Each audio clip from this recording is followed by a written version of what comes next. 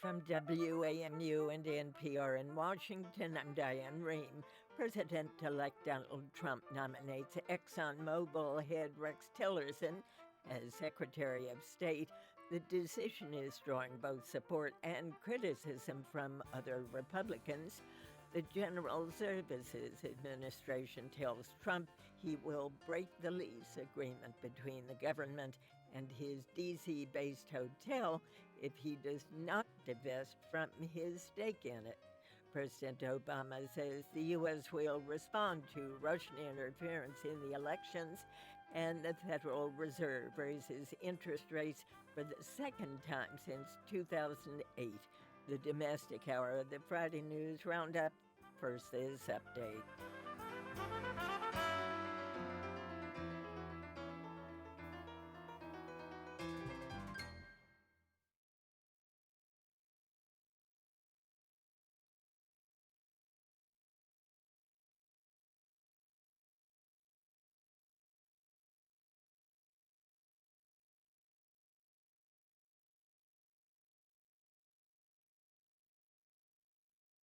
From WAMU and NPR in Washington, I'm Diane Rehm.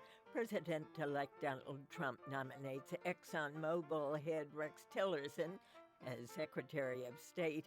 The decision is drawing both support and criticism from other Republicans. The General Services Administration tells Trump he will break the lease agreement between the government and his D.C.-based hotel if he does not divest from his stake in it. President Obama says the U.S. will respond to Russian interference in the elections, and the Federal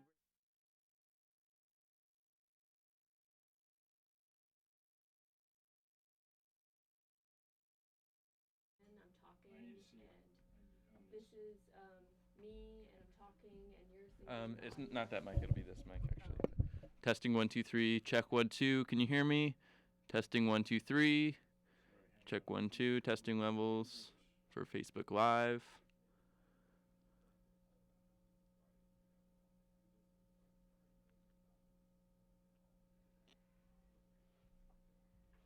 Check 1 2. Testing 1 2 3. Check 1 2. Check 1 2. Okay. Good.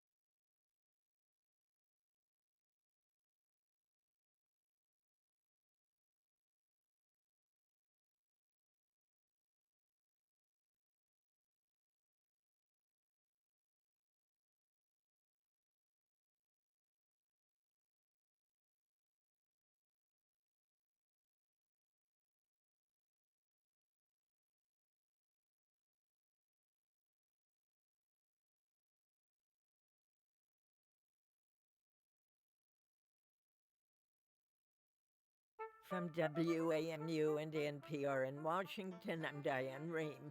President-elect Donald Trump nominates ExxonMobil head Rex Tillerson as Secretary of State. The decision is drawing both support and criticism from other Republicans. The General Services Administration tells Trump he will break the lease agreement between the government and his D.C.-based hotel if he does not divest from his stake in it. President Obama says the U.S. will respond to Russian interference in the elections, and the Federal Reserve raises interest rates for the second time since 2008.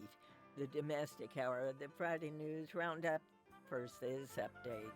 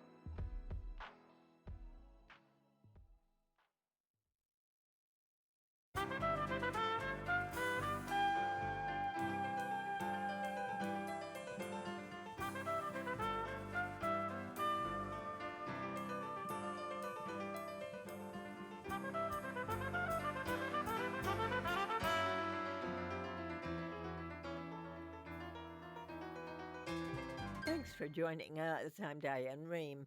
President Obama says the U.S. will retaliate for Russia's interference in the 2016 elections. Members of Congress are also calling for an investigation. On Twitter, President-elect Donald Trump blamed the White House for being slow to respond and questioned Russia's involvement. Trump's possible conflicts of interest continue as he prepares to take the Oval Office, and the Fed raises a key interest rate for just the second time since the recession. Here for the domestic hour of the Friday News Roundup, Ron Elving, senior Washington editor at NPR News, Molly Ball, staff writer at The Atlantic, and Michael Scherer, Washington bureau chief at Time. And throughout the hour, we'll welcome your questions and comments, 800-433-8850. Send us an email to drshow@wamu.org. Follow us on Twitter or Facebook. Andy, it's good to see all of you. Thanks for having me. Good to be with you, Diane. Molly Bull, we're hearing over and over again about all this Russian hacking. Now Donald Trump says to President Obama, how come you're so late if you're so worried about this? How do you read that? Well, first of all, it's not true that it was not raised before the election. The president himself did mention this issue before the election. However, Donald Trump is in the same camp actually as a lot of Democrats on this, who do feel that the White House downplayed and slow-rolled the information that was coming in about the Russian hacking. There was an incredibly comprehensive investigation by the New York Times this week that showed that the information was very slow to reach the highest levels, that a lot of people did not take seriously the initial signals they were getting about these cyber attacks, and that the agencies had a hard time coordinating, realizing what was going on, realizing the urgency of it, and taking it to the top levels. So by the time the president knew, it was already well out of hand. And then the president was quite reluctant to seem to be interfering politically, to seem to be putting a thumb on the scale for Hillary Clinton. The administration believed that Hillary Clinton was going to win the election anyway. And so the idea that this cyber attack might actually sway the election results was not something that seems to have occurred to them. Michael Scheer, a mistake on the part of the White House? I think if they were to have it to do over again, they would have been more aggressive. I think part of it was colored by the fact that the president and the White House thought Hillary Clinton was going to win. So there wasn't much risk in the immediate term, and they could deal with this further out. I think right now there's two separate dramas going on. There's the original hacking and what the U.S. response will be to that. And then there's the drama around Donald Trump's refusal to acknowledge the intelligence that Russia was behind this. His public statements, which are basically picking a fight with his own spy services. He told us in an interview a week ago that he thought the intelligence analysis that Russia was behind this was politically motivated, which is quite a charge for an incoming president to make. And this is going to come to a head both because President Obama still has several weeks left in which to take action against Russia. He's making moves that will probably lead to the declassification of a lot of this intelligence, so there'll be a public reckoning. And on Congress, where their key Republican members of Congress have made very clear that if President-elect Trump's nominees for key spots like Secretary of State say the same things Trump's saying, which is, we don't know who did this. Maybe it was Russia, maybe it wasn't. I don't believe the intelligence. They're not going to vote for those nominees. And so the nomination fights next year could turn into a debate over what Trump is not acknowledging. Ron Elving. But then we will be in 2017. And for now, a couple of pieces of context here. Obviously, the Trump forces do not want to make too much of all of these accusations when the Electoral College has not yet voted, and that's going to happen on Monday. Presumably, after that, they will be breathing just a little bit easier about whether or not there would be any defections among his electors. Then, on top of that, when you go back over this whole campaign and you wonder why did the White House not, and why did the White House do this and not this other thing, and why weren't they more aggressive? anything that had email in it was a bad story for the Democrats in 2016, a bad story for Hillary Clinton. If you talked about how the Russians were getting into the DNC and all of these other Democratic campaigns as they were, it would have suggested, at least notionally to a lot of people, that that happened because of her private email server. We don't have any evidence to that effect, none whatsoever. But that was the subliminal message that was being sent every time anybody talked about email. So today, President Obama is holding his last news conference of the year. Do you believe he will in any way address the question of electors and whether they should be given the intelligence information that has been gathered on Russian hacking before they vote? I don't know. There is a sense coming out of the White House that the president has been deeply disturbed by some of this stuff. His approach to the transition up to now has been to make it as orderly as possible, has been to make it as smooth and as normal as possible, in an attempt to contribute to national stability and maybe even give him some ability to advise Donald Trump and turn the new administration in a way he feels is constructive. But there is a sense that he has been disquieted by a lot of these revelations in a way that may lead him to speak out in an extraordinary fashion. Now, I would expect him to speak out publicly about the hacking. I tend to doubt that he would validate some of these more far-fetched efforts that are out there to, give security briefings to the electors, as the Hillary Clinton campaign has called for, or call on the electors to change their vote. I still see that as a pretty remote possibility, but this is certainly a year in which I have declined to predict that anything impossible could happen. Michael Scherer. The president has not engaged in this narrative that electors should stand up and overturn the vote based on the character qualities of Donald Trump or based on other events to come. So that's I think one of the reasons that this is unlikely. I think also it's clear from President Obama's comments since the election that while he thinks things like the letter from FBI Director James Comey, played some role in the election, and why he would say that the Russian hacking played some role in the election, I don't think he has concluded or stated that Donald Trump is the president-elect because Russia did it. But on the other hand, shouldn't the American public be given this information? Shouldn't every single voter have an idea of exactly what's going on here? Well, the president has started that process. He's asked for a report that will be done before he leaves office, and in all likelihood, either there will be a declassified version of that report with some details about what exactly the intelligence is that Russia was behind this. And if there's not a declassified version that comes out, we've already seen leaks this week. It's almost certain that more of that information will leak out as more people get briefed about it. So I think that is a priority for the administration. It's just not tied to the Electoral College vote. Is this fair to the American electorate, Ron? I don't think anything about what the Russian involvement in this election, the interference of the Russian government in this election, anything about that is fair. Obviously, that was an attempt to undermine our democratic operation, to discredit the way people are chosen in this country. We have been extremely critical of the way that Vladimir Putin has installed himself in more or less permanent power in Russia, and this is his revenge. I don't think it's fair either that the Electoral College meets without full information, and the Electoral College also has the concern of, let's not forget, they are voting for someone who didn't win the popular vote. I mean, it's going to be 2.8, 2.9 million, maybe a little bit more.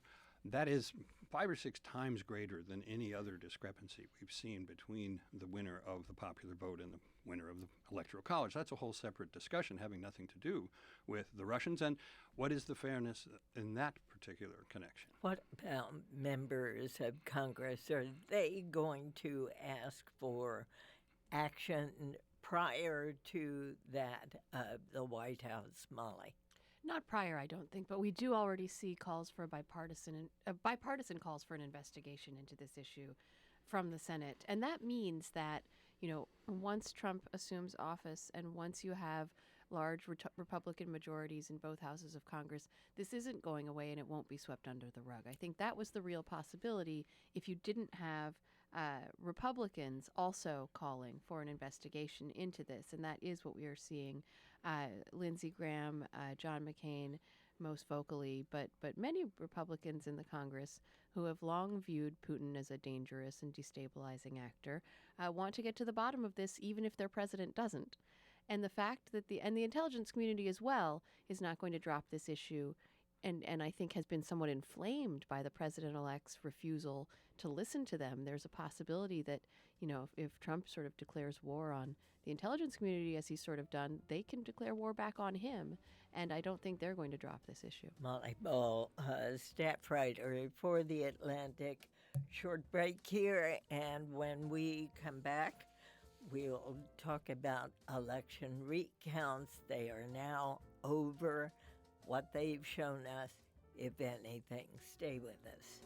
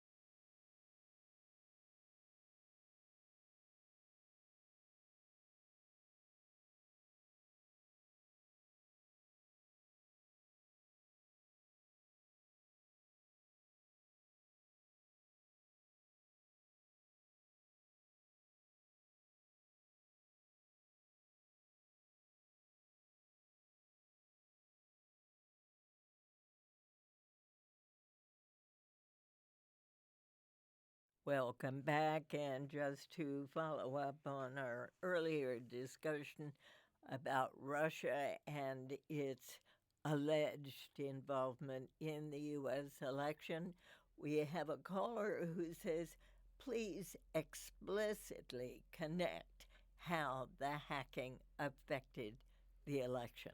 Do we know, Molly? Well, we know what was done by the hackers, which was the stealing of information from the Democratic National Committee, the Democratic Congressional Committee, and John Podesta, Hillary Clinton's campaign chairman. So they hacked into the email accounts and email servers of actors in and around the Clinton campaign, looking for damaging information or anything that could be cast in a negative light, and then releasing this information in dribs and drabs, hoping for the most sort of pickup possible, and allowing the media to turn this into stories from inside the Clinton campaign. I wrote some of those stories. Some of them shed interesting light on the inner workings of a presidential campaign. A lot of it was sort of weaponized and was put in campaign commercials by Republicans and so on. So we can't know what effect that had. And Voters certainly totally came away with a negative impression of Hillary Clinton that probably contributed to, but we'll never be able to measure the exact effect of those particular revelations along with everything else that happened in this election. Yeah, that's right. We don't know the vote cost, but we do know that for the final months of the campaign or weeks of the campaign, what was in WikiLeaks that day was a central part of what Donald Trump said every time he got up on the stump. And we know also that some of those emails contain secrets, including the speech transcripts from Hillary Clinton's talks at Wall Street banks, that the Clinton campaign did not want out because it would be damaging to them. And then it got out, and then it was used to hammer her. And that was the story every single day. And it was a highly interwoven narrative where you had Donald Trump at one point actually saying, Russia, are you listening? Maybe you can find those 30,000 missing emails of Hillary Clinton's. And so the implication of that was, and again, the sort of subliminal message that was being sent throughout all these months was that something really big, really huge, really nefarious was going on with that private email server, and that if they didn't get her with Benghazi, which they tried for years to hang around her neck, they were going to get her with the vague and never really specific accusations surrounding the private email server, which was something she shouldn't have done. She acknowledged it was a mistake. It came close to being on the level of an indictable offense in handling of classified information. But after a remarkably thorough scrubbing by the FBI, which does not appear to be an agency particularly enamored of Hillary Clinton, the decision was reached by the FBI director not to indict her, not once but twice. So that, in the end, was a dry hole in and of itself, but you could generate from that these penumbras, I believe is the term they use in the Supreme Court, these emanations of some kind of guilt, some kind of really bad thing that was going on somewhere, and that remained the central critique of Hillary Clinton throughout 2016. I will say, in the immediate aftermath of her election loss, the Clinton campaign was much more fixated on the Comey letters. They really believed that the tipping point in her slippage in the final weeks of the campaign had much more to do with James Comey's public statements about the reopening or hashing of the investigation into her emails. They thought that was a much more damaging story. So I think now there's much more conversation about the Russian hacking because more information is coming out and because it is so shocking. But in terms of the factors that the campaign looked back on as losing them votes immediately, they really believed that it was the Comey letter, not the stories about John Podesta's emails, that really cost them votes. All right, and on that point, we have a caller in North Carolina. Tom would like to comment on that very issue. Go ahead, Tom. Yes, thank you. When they investigate the Russian hacks, they should also investigate the FBI. Clinton had just won the third debate, and there was every indication that she would still win despite the Russian interference.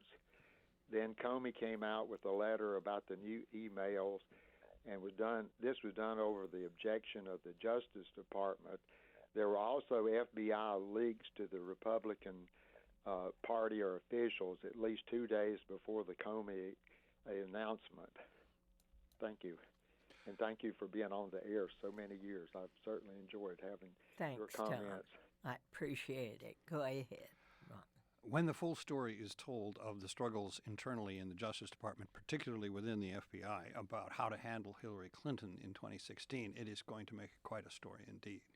There were apparently differences between agents in the New York office and agents in Washington, higher-ups. Let's also throw into the mix the extraordinary event of Bill Clinton deciding he wanted to visit the airplane of Loretta Lynch, the Attorney General, as it sat on the tarmac in Phoenix. And this all starts to sound like it's awfully down in the weeds. But all these things are kind of connected because they're like dominoes.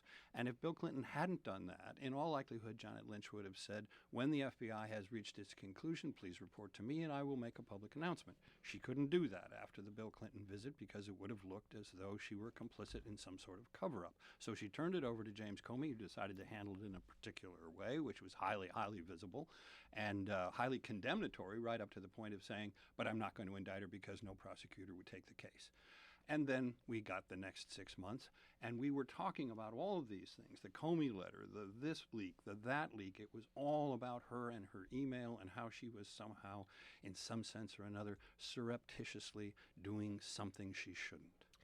We don't know if Donald Trump's FBI will keep James Comey or if he will decide to stay. That's a significant question mark. It does seem doubtful to me that the FBI under President Trump would investigate itself or be subject to an external investigation by someone else in the administration. But one thing that Trump has backed off on is his vow before the election that he would put Hillary Clinton in prison. He said pretty much immediately afterward that that was just a political ploy and that he had no plans to do that. One interesting thing on that point is if Trump keeps Comey and Comey decides to stay, the rationale for Comey coming out publicly, writing a letter to Congress saying he was reopening the investigation, was to maintain the trust of Congress. He had made not explicit promises, but he had told Congress that he would keep them informed if the investigation continued. He said it was basically closed at that point.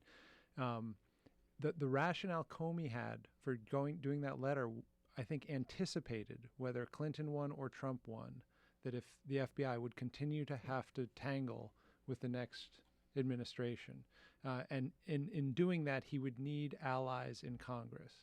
And so I think Comey was making a bet that even if he was going to have an effect that was unsavory on the election in the fall, it was more important for him to maintain his relationship with Congress. So I think it'll be interesting to see. There are certainly going to be, it looks like, reasons for investigation of Trump's business dealings or his family's business dealings once he takes office that the FBI could choose to get involved with.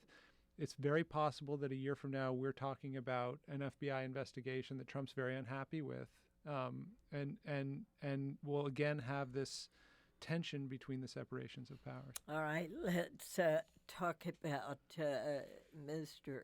Trump's cabinet picks. Rex Tillerson for Secretary of State. Why did Donald Trump nominate him?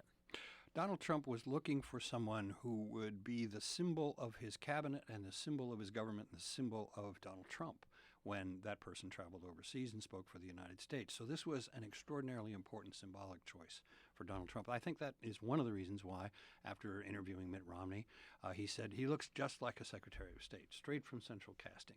And to some degree, in building this cabinet, Donald Trump has been more casting a play, in a sense, or casting a movie, if you will, or possibly casting an episode of Celebrity Apprentice, because a number of these people are very well known, but not necessarily for doing the job that they're about to be doing. You have the famous case of Ben Carson, for example, who is a very famous surgeon, a pediatric surgeon of great note and renown, and he's going to be in charge of housing and urban development. But so that's what I mean. On the other hand, is Rex Tillerson qualified to be Secretary of State? Well, on the one hand, it is almost unprecedented for there to be a Secretary of State who hadn't previously served in government and the bureaucracy and diplomacy at some level. On the other hand, he's basically been conducting his own foreign policy for his tenure as the CEO of Exxon. I mean, this is a giant multinational company. He meets with heads of state. He has to know the lay of the land in terms of different countries, and he certainly knows Russia very well. He's known to be one of the Americans with the most access to Vladimir Putin, and has been quite friendly to Putin in the course of advancing the interests of Exxon, which there's a lot of oil for them to get in Russia, and they would like to, and the sanctions get in their way in that. So we don't know much about his actual worldview. We know that he's been very good at advancing the interests of his oil company, whatever that takes in terms of diplomacy, but we don't really know what he believes in and whether he's on the same page as Trump with his sort of America First philosophy. Trump's trade policies could create a lot of international conflicts that the Secretary of State would then have to deal with. Tillerson was a Jeb donor in the primaries, which suggests that he's a little bit more of a conventional Republican. But he hasn't made a lot of public statements about his foreign policy philosophy. Any questions regarding confirmation that could get in the way? So it's generally very difficult to block a cabinet pick, especially if the same party as the president controls the Senate. That said, I think Lindsey Graham has said publicly that if Mr. Tillerson says that he doesn't support sanctions on Russia, something he opposed when he was the chairman of or the CEO of Exxon, then he would not support him. He's Lindsey Graham has also said that he is waiting to hear from Mr. Tillerson that he believes the intelligence and that Russia was behind this hack, something Trump has not said. So there are scenarios in which, you could see some Republicans coming out against Tillerson that would be enough to sink him. But this will ultimately be up to him. If he answers the questions correctly, it's going to be very difficult. And if there's not a skeleton in his closet, that's the other thing we don't know. There's going to be a big investigation of his record, of what Exxon did. If things come out that look unsavory, that could also be a problem. Right. Rex Tillerson emerged as something of a dark horse in this competition. We were hearing about Rudy Giuliani, Mitt Romney, John Bolton, a highly unpopular figure with Congress. A lot of other names went by. And then suddenly Tillerson emerged, and within hours he seemed to be the front runner, and then he was actually named, even though we were already into the Russian story, and even though Rex Tillerson is an order of friendship, quote unquote, friend of Vladimir, which got him another, negative tweet from Marco Rubio, another vote he'll need. So Rex Tillerson's a very serious person. He has risen through the ranks of an enormous company, 70,000 employees, 50 countries. He does have his own foreign policy, somewhat at odds with American foreign policy. But if he handles himself in those hearings, as well as his fans, and by the way, that includes people like James Baker and Condi Rice and other folks from the Bush administration, if he handles himself well in those hearings, he could emerge as the star, the early star of the new cabinet. What about Rick Perry for the Department of Energy? And you're listening to the Diane Rehm Show. That appointment. Well, I will not be the first to note that the Department of Energy was the third cabinet department that Perry couldn't come up with when he had his famous oops moment. He was naming the three departments he'd like to eliminate. So on the one hand, Perry has been the longtime governor of the nation's largest energy producing state. He knows the oil and gas industry.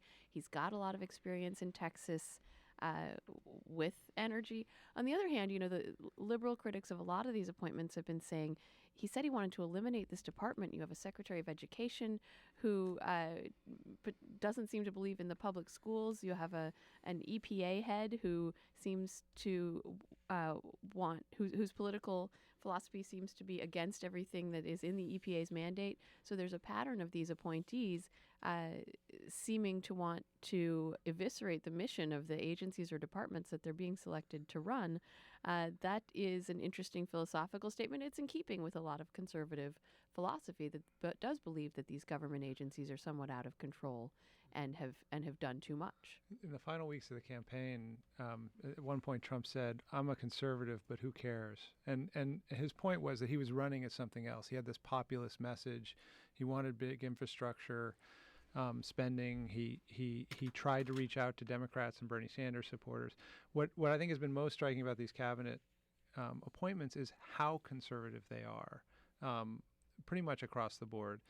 You look at Betsy DeVos at Education, or Pruitt, or Andrew Pusner at Labor. These are people who are more conservative than I think Jeb Bush would have picked or Marco Rubio would have picked had they won the nomination. They're on the edge of the sort of mainstream of Republican of policy, and I think it's notable that while we don't actually know how President-elect Trump will govern, he is turning over his agencies to real conservative ideologues,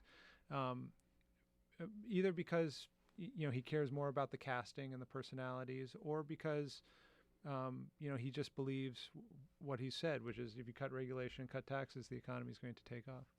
Well, and according to my sources, the person more or less running the transition is Mike Pence, the vice president-elect.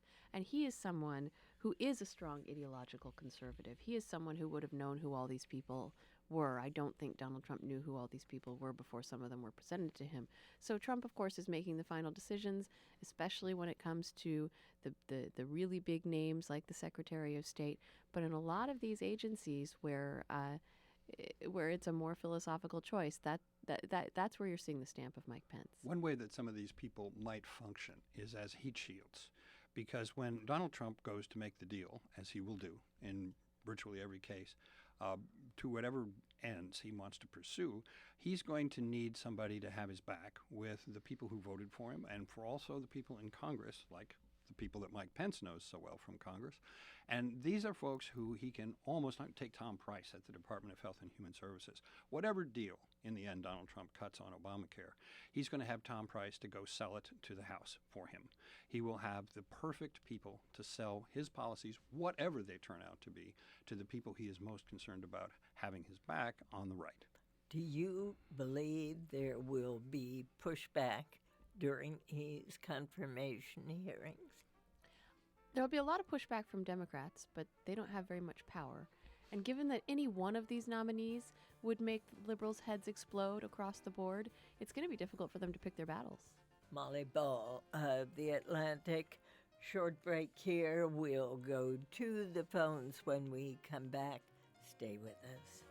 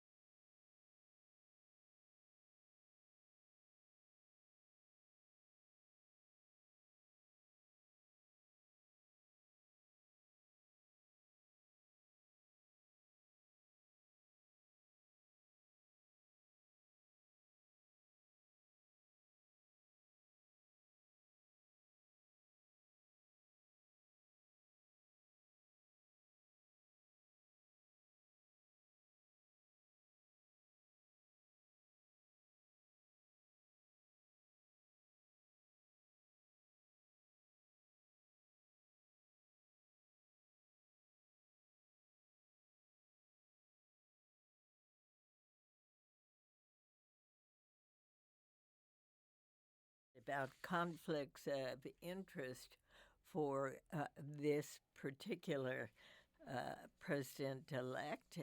There was some talk that the GSA was saying that Donald Trump would be in conflict with rules unless he cut his own ties to the new Trump Hotel here in Washington.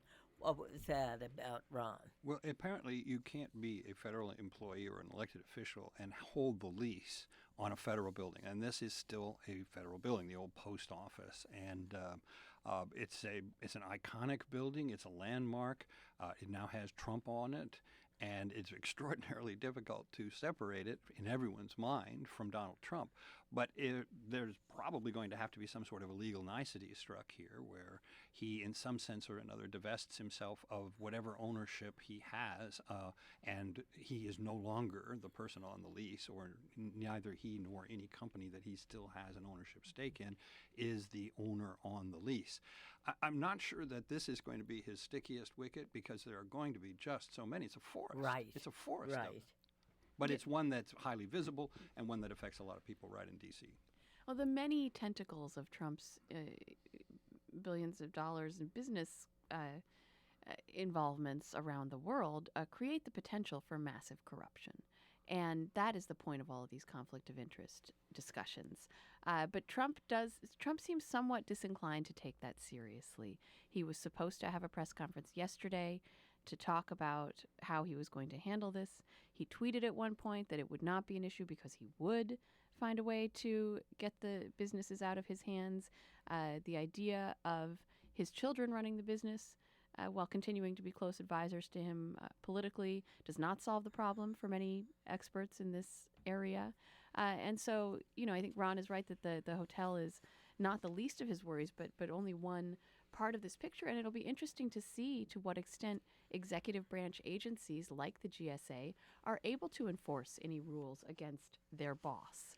If Donald Trump doesn't like a ruling by the GSA, he will, as president, be able to simply fire the head of the GSA and get a new one who makes rulings he likes. And that's where you need the separation of powers. That's where you need the executive branch cannot necessarily be a check on itself. You need the other two branches, Congress and the judiciary, to step up and check the executive branch. The reason this is so complicated for President-elect Trump is that, unlike other people, his business empire is so much a part of his identity, and that identity is built into this idea that he has taken over the company from his father, Fred Trump. The first person, I think, or one of the first people he thanked when he wins the election was Fred Trump. Sort of the idol of his life, and he has built this company his whole life with the intent of handing it off to his children. And he's always talked about it that way. He's always seen it that way. And that is so deeply held as sort of a root core principle of his life. And so the most obvious solution to all of this would be to find a way to get ownership out of the family. And then you get rid of the conflict. Trump is trying very clearly to try and find a way to keep his children in control, and also,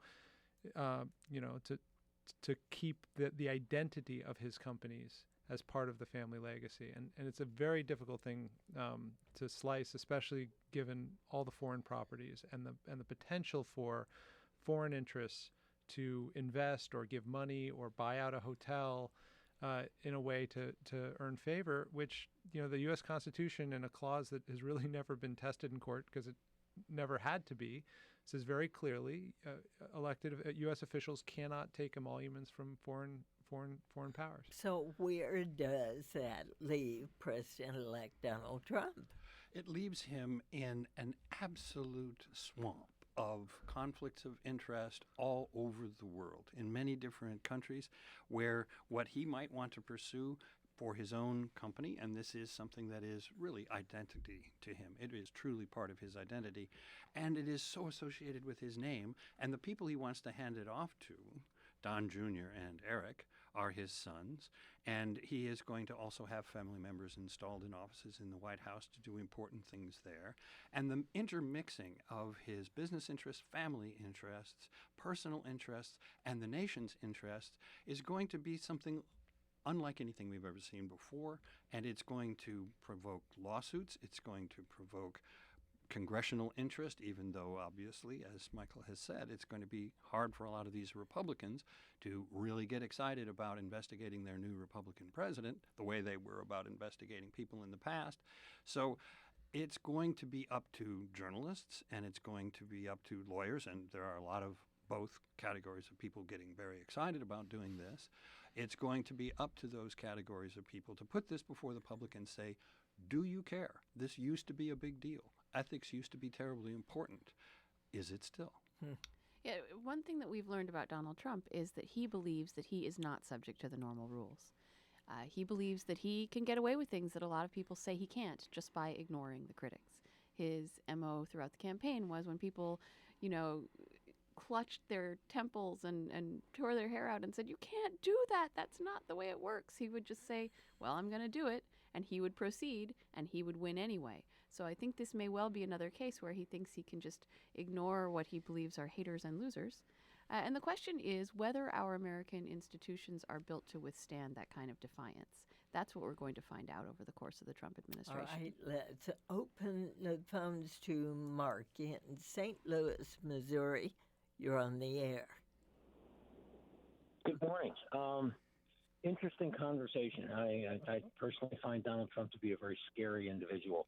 One of the things that hasn't been addressed by your panel as yet that I think is important, it's my understanding there's evidence that the Russians also hacked the Republican National Committee, yet no information about damaging to the Republicans ever showed up in any of those leaks. And I thought that was a particularly salient point in the argument that the Russians were deliberately attempting to influence the election. And I'd like to hear your panel's comments on that, and I'll take I'll listen to those off the air. Thanks for calling, Michael. There's a story in the Wall Street Journal this morning that shed some light on what the attempts were at the RNC, and what they found after the DNC publicly revealed the hacks was that there were similar emails sent to at least one staff member at the RNC, but it wasn't successful in terms of getting into the system.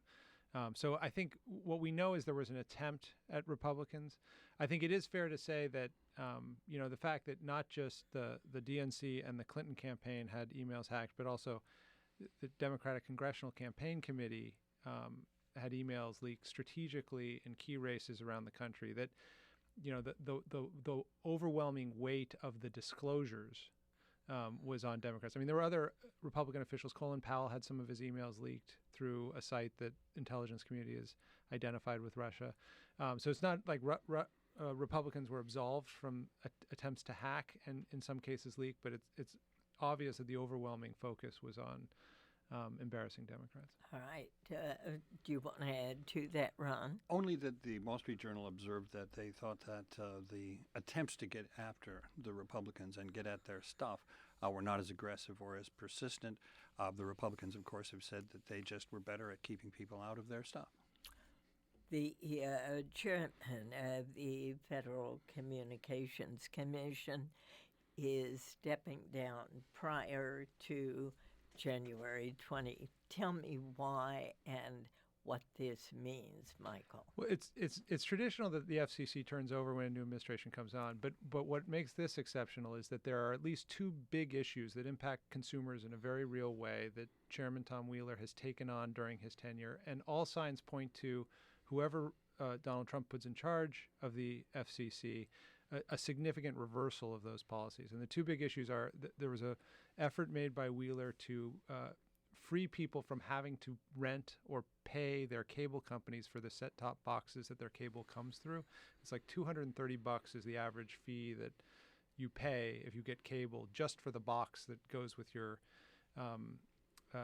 television. Technologically, that could all run through any number of devices, or it could be built into the television, but cable companies basically have a monopoly on this, and it allows them to pad their profits, and it hurts consumers because they have to pay more money for their cable.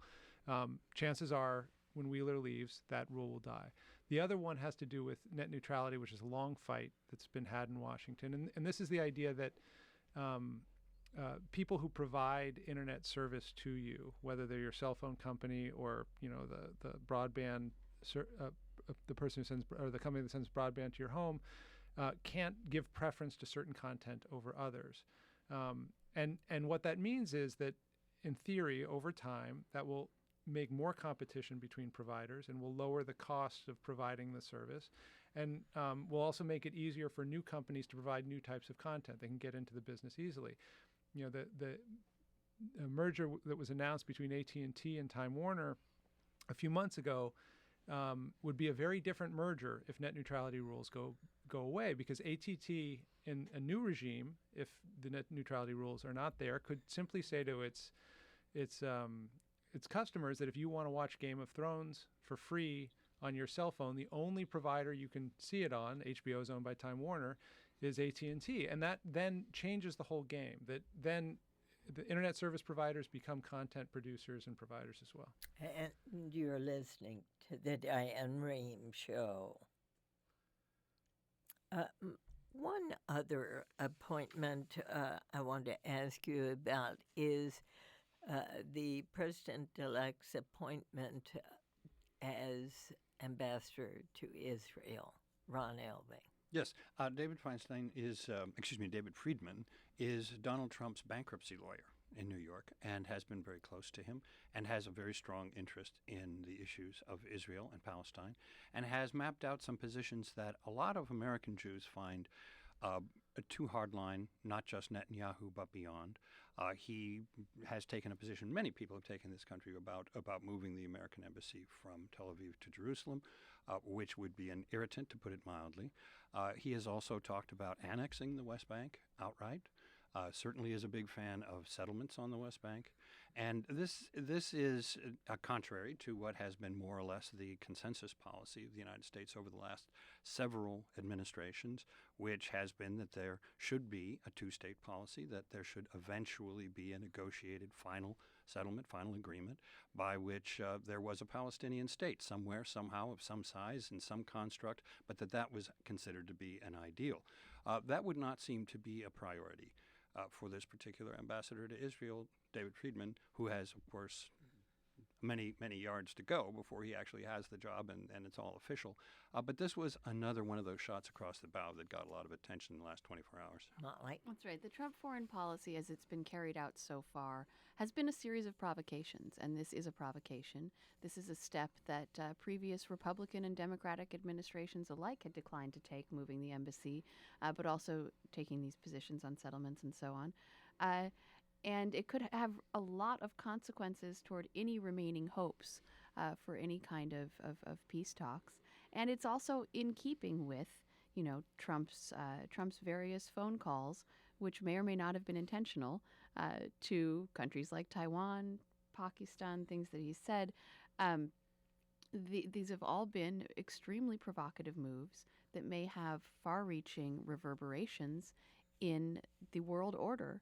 And we have yet to see how the rest of the world is going to get its head around the Trump presidency, how they're going to position themselves, how they're going to react, if they're going to take every statement seriously as the breach of protocol it would have been considered, or if they are going to sort of decide that this is the new normal and requires an adjustment in their approach to the United States. But he's clearly signaling that he intends to do exactly what he said he was going to do, which is discard the old rules and be very aggressive and assertive. I think that, Trump campaigned as someone who would disrupt the old order, both Democrat and Republican. He's doing it internationally. You see him doing it domestically by calling out specific companies on Twitter or, threatening United Technologies, the owner of the carrier plant in Indiana.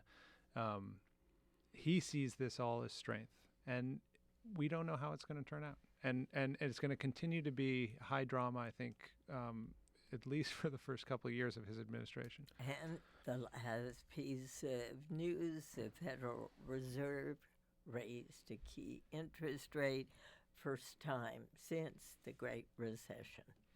Yes, and that was widely expected. The economy's been doing better. The unemployment rate is down, close to what they call full employment, even though that still means many people are unemployed. The news of that announcement was that the Fed indicated there would be possibly 3 rate hikes next year, which has unsettled markets some, raised the value of the dollar, could ironically hurt our export market, which could harm the Rust Belt if the dollar continues to stay so high, and also the Fed Chair Janet Yellen cast some shade on the idea that the country needs stimulus now, new federal spending, big tax cuts in the way it did in 2009. She said basically that because we're close to full employment, the economic case for this is not the same, which is an interesting shot across the bow, even though she explicitly said, I'm not taking a shot across Donald Trump's bow. It was an interesting shot across the bow as Congress convenes next year to figure out exactly how big these tax cuts are going to be, what kind of infrastructure spending there's going to be. The unemployment number maybe doesn't mean as much as it once did. In 2012, Barack Obama was reelected president with the highest unemployment any president had ever been reelected with. And now, 4 years later, we've got down to 4.6, which, as Michael says, is astonishingly low for our time, breathtaking, close to full employment. But it doesn't feel good to the people who feel they've been disadvantaged in this economy for 5, 10, 15, maybe 50 years. Really going back to, as Donald Trump has said, when America was great last in the late 1950s. And even if it's, some time frame in between and it's all dependent on how old you are, it just doesn't feel to people as though there's full employment at the kind of jobs that they want in the kind of places where they live. And that's been the problem for the Democrats the last several years. It's probably more important than the Russian hacking or James Comey or anything else in determining why Hillary Clinton lost the white working class and thereby the election on November 8th. Ron Elving of NPR News, Molly Bull of The Atlantic, Michael Scherer, Time Magazine. I want to not only thank you for today, but for all the times you've been so gracious, so willing to come on to the Friday News Roundup. Diane, it is always a joy to be here with thank you. Thank you very so much. much. Thank It's for us you. to thank you, Diane. Thank you. And thanks all for listening. I'm Diane Rehm. The Diane Rehm